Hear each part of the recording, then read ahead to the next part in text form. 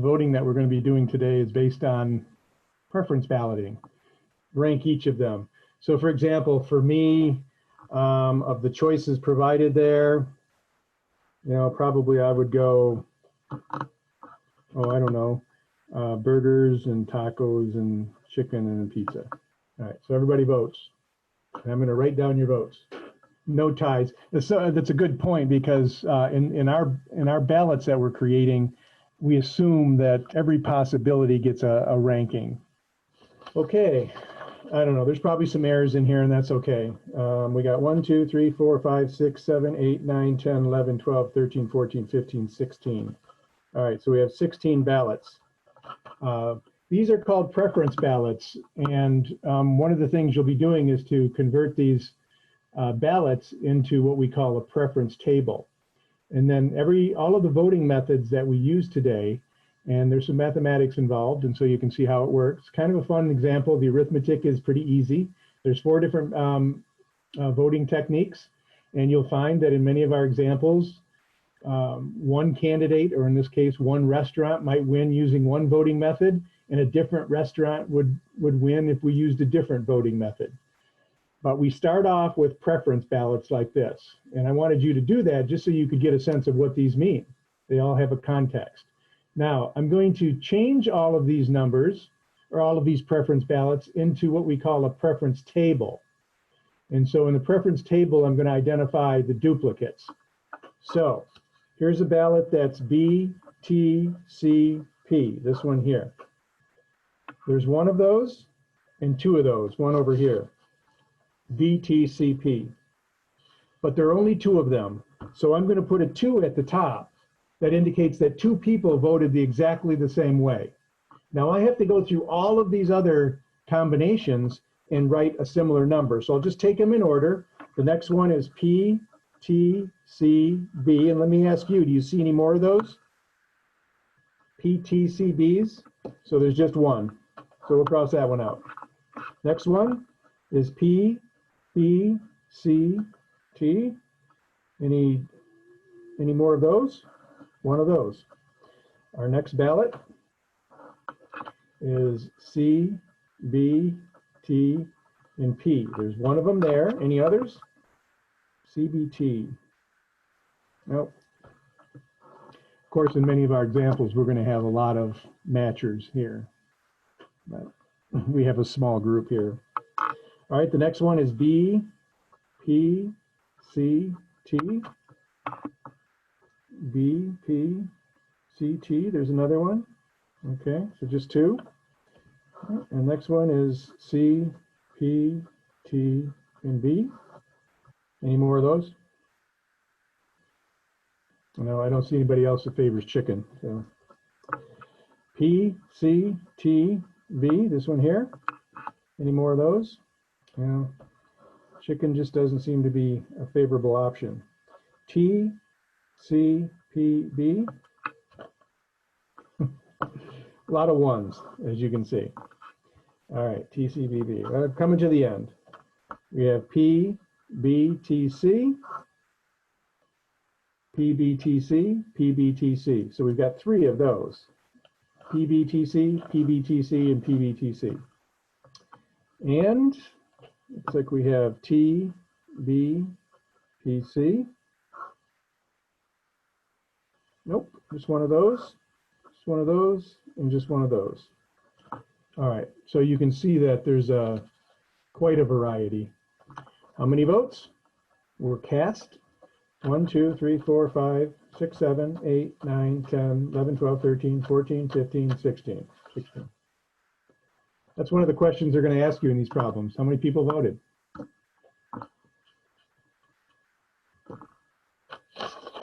That's called a preference ballot. All right. All about voting. And you can see that we're jumping ahead. This is 17.1.1 and 17.1.2. And those 2 sections just have different, we have 4 different voting methods. And I think they're split in those 2 sections. There's some history over here. It's kind of interesting if you want to read it. 1920, women get the right to vote with the ratification of the 19th Amendment. 1965, the Voting Rights Act prohibits the South's practice of excluding African Americans from voting. 1965. Voting age is lowered to 18 in 1971.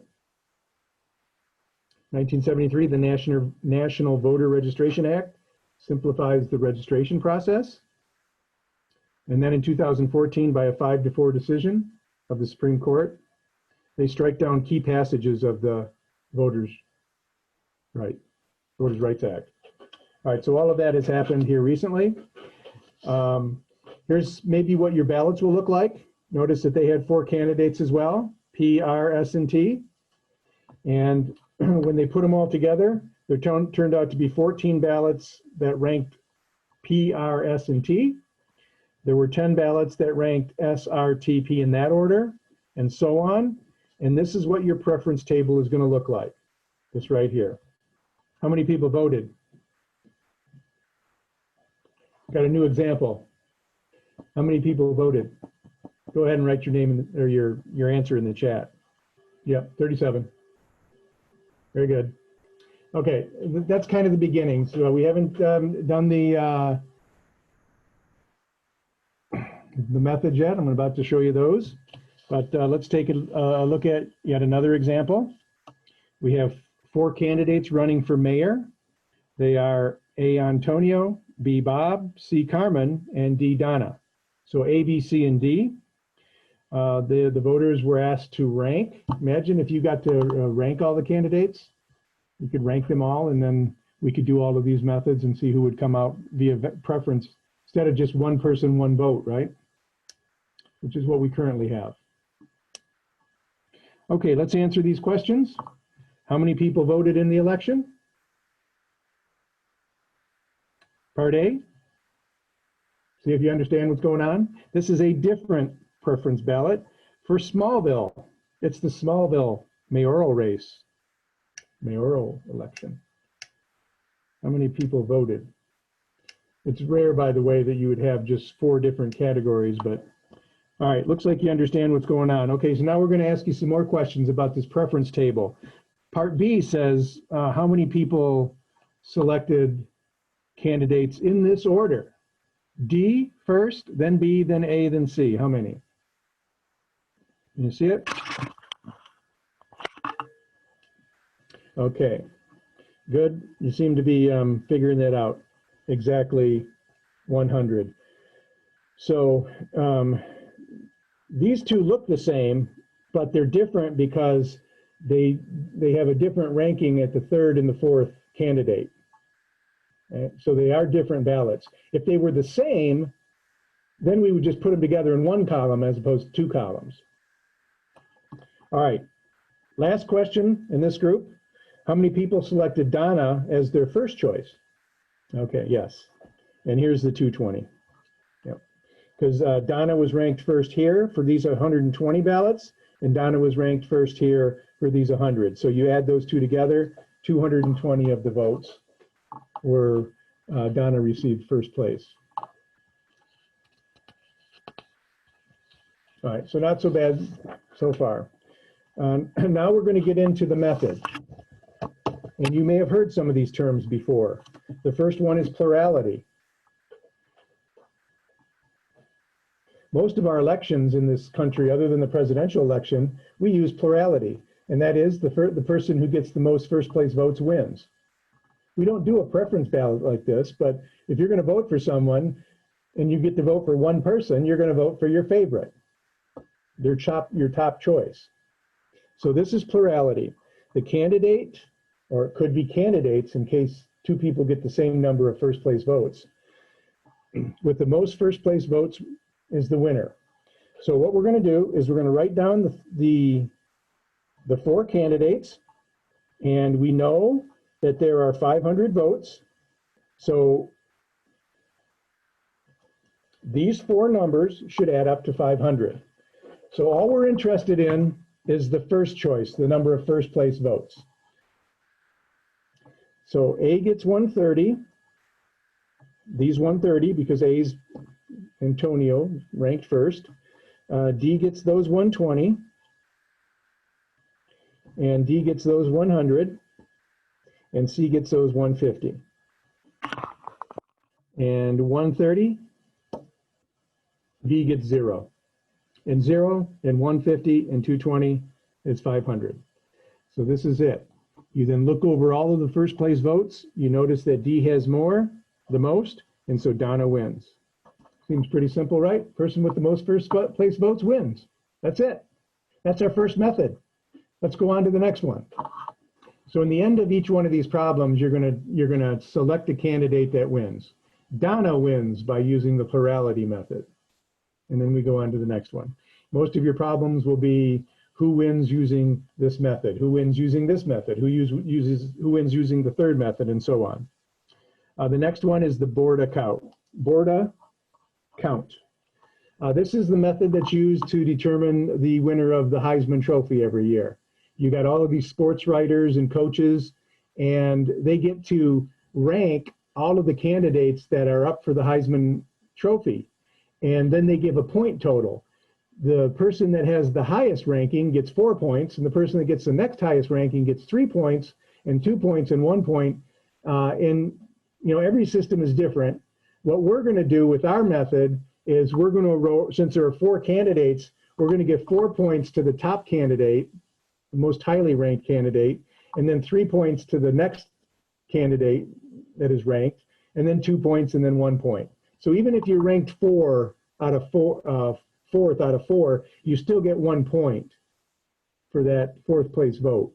So you add up all the points, and the candidate with the most points wins.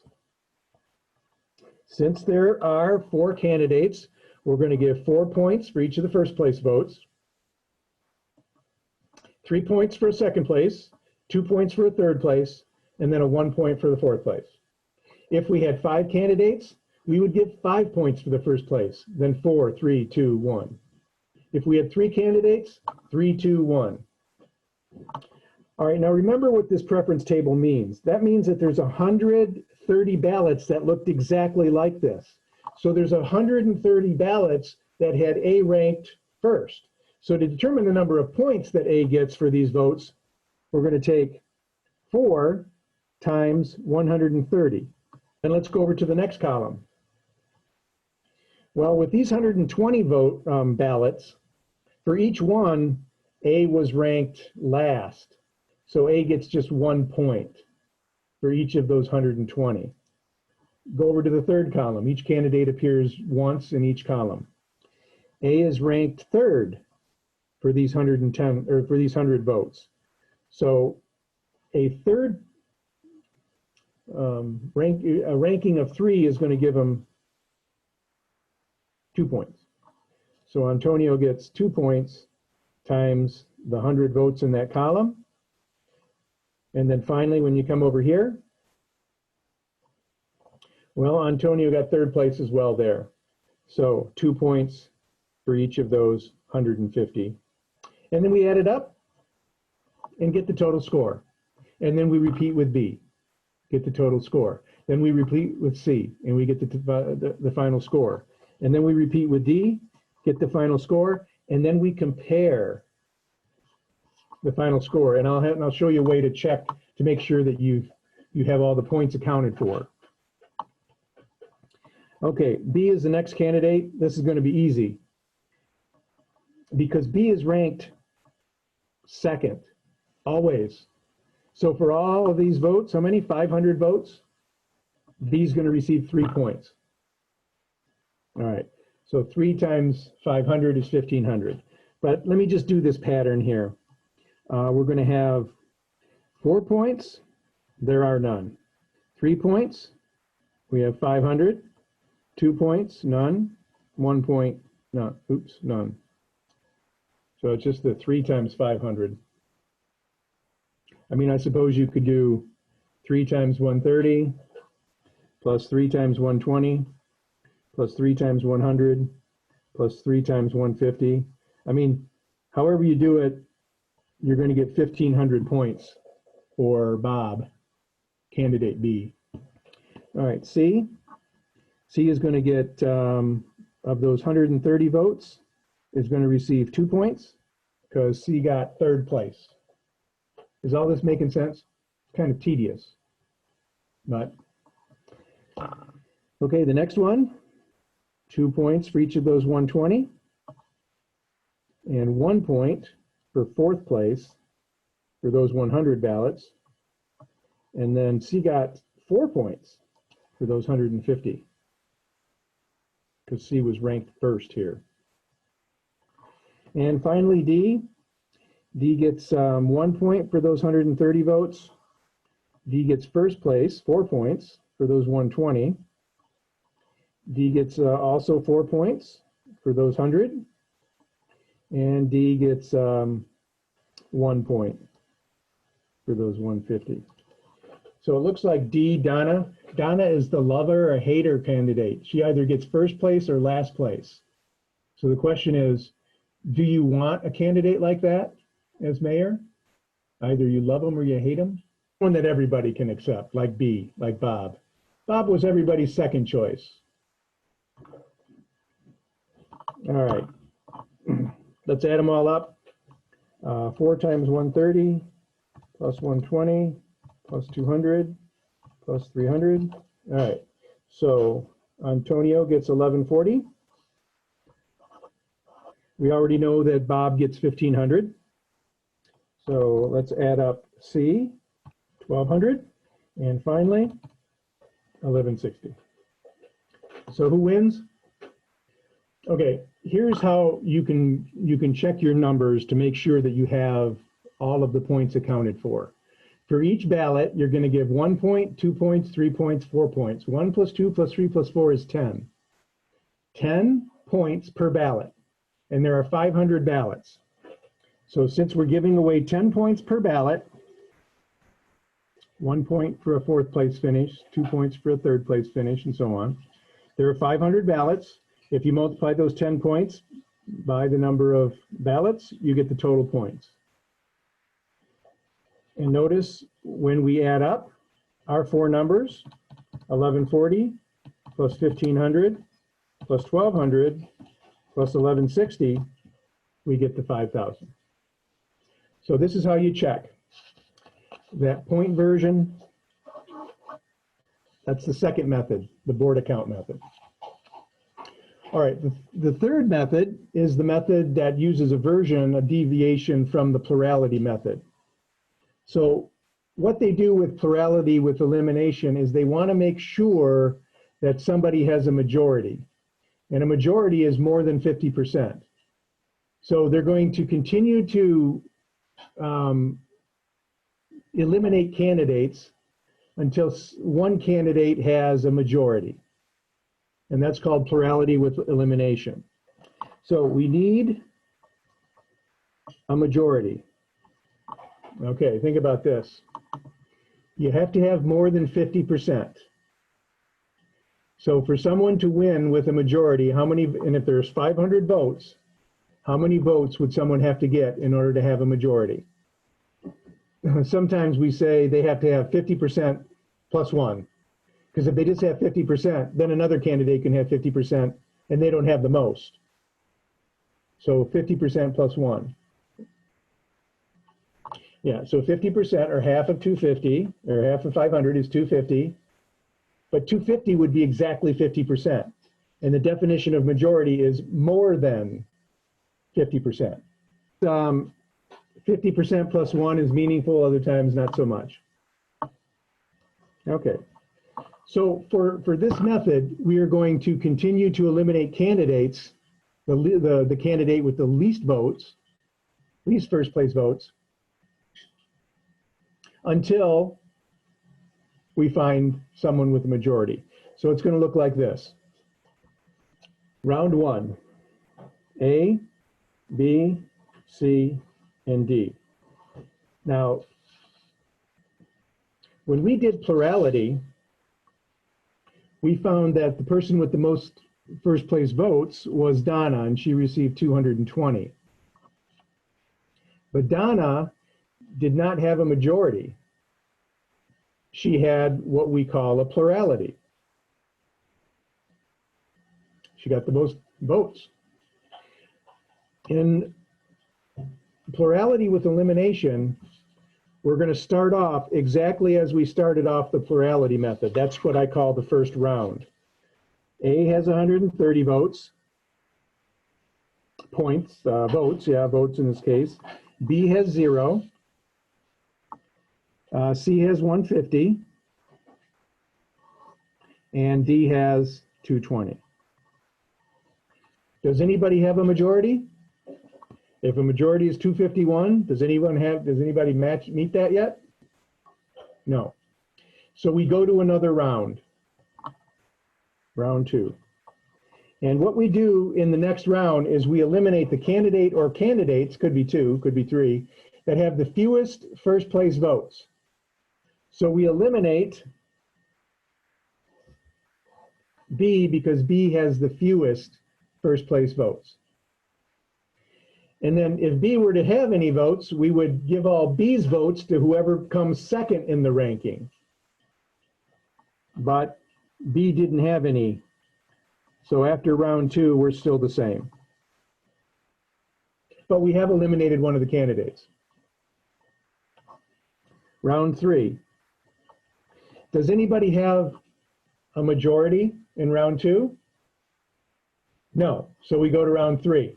And what we do is we eliminate, of everybody that's left, we eliminate the person with the fewest first place votes. So between 220, 150, and 130, 130 is the lowest, so 130 is eliminated. So now both B and C are eliminated. So all 500 votes will go to one of these 2 candidates. Let's go see how they are broken down. I'm going to go back to my preference table. I'm going to eliminate B in the first round, and in the second round, and then in the second round, I'm going to eliminate A. So just imagine that A was not a candidate. Now let's go through and identify who receives all of these votes. Who gets these 130? Well, what we'll say is that since A and B, they would have received these, but now they're not out of the competition. So C is the most highly ranked candidate at this point. So C gets the 130. And we can go right through the rest of them. Since D is the highest person here, D is going to get the 120. Same thing for the 100. D is the most highly ranked there, so D gets those 100 votes. And in the final column, after A and B are eliminated, C is going to receive those 150. So when you're done, you're going to see, with this third round, you're going to see that D gets 220 votes and C gets 280 after 2 candidates were eliminated. Now, is there a majority achieved here? Yes. And candidate C has more than 251 votes. So there is a majority and we stop. So we would say C or Carmen wins. So you can see already, right, that it really depends upon the voting method, because in the first method, Donna won, in the second method, Bob won, and in the third method, Carmen won. And there's one last method, and it's called the Pairwise Comparison method. This is where we put each candidate in a small competition against one head-to-head competitions.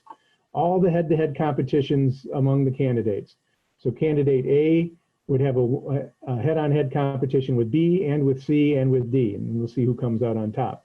And we're going to use the preference table to determine who's going to win each of those one-on-one competitions. So this little formula here, since we have 4 candidates, the n that you use in this formula is 4. And if you put 4 in there and evaluate this, you're going to get 4 times 3, 12, divided by 2, which is 6. So what that means is that there are 6 different competitions. Now, it's an interesting number to choose. It's a nice little formula, but we probably would have come up with the choices anyway. Here they are. A has to go head-to-head against B, A has to go head-to-head against C, and A has to go head-to-head against D. So those are three of our 6 competitions, head-to-head competitions. That takes care of A. B has to also have a one-on-one competition against C, and B has to have a one-on-one competition with D. And we don't say B versus A over here because A and B are already going head-to-head up here. We don't want to replicate any of our competitions. And then the last one is that C has to go against D. And all we're interested in here are the number of first place votes.